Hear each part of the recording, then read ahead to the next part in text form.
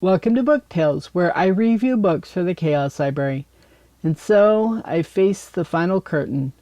It has been a long, sometimes bumpy road from Tarzan of the Apes to Tarzan and the Madman, by Edgar Burroughs, of course. Along the way, especially around the Tarzan and the Ant-Man mark, I wondered if I would ever get through, but I persevered and rediscovered my love for this character and his world.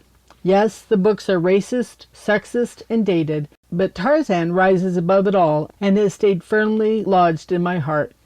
Now that I have finished the last of the original Tarzan books and am left with nothing but tales told by other authors, I find myself more melancholy than relieved. It reminds me of when I read the series for the first time in 1975. I finished the last book and immediately started over with book 1 and read all the way through to the end again. Then I went back and read the first 6 about 5 more times each. I'm too old and busy to do that now, but I understand the impulse. I don't want to leave Tarzan's company. Life is just richer with him in it. Enough fangirling. Let me talk a little bit about this book. Tarzan and the Madman gives us yet another Tarzan imposter.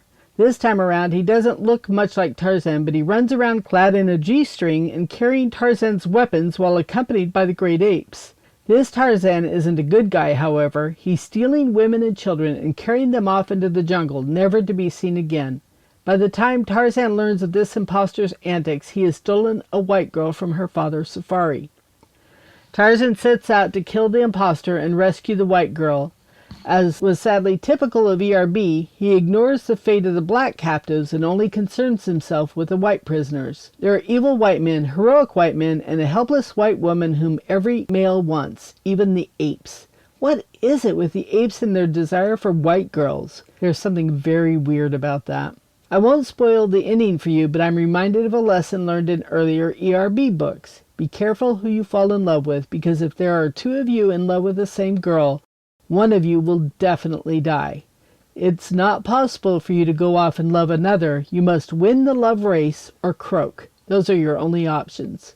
This is not a great book. It's probably not even a good book, but there are good moments in it and a nice comeuppance for some bad guys.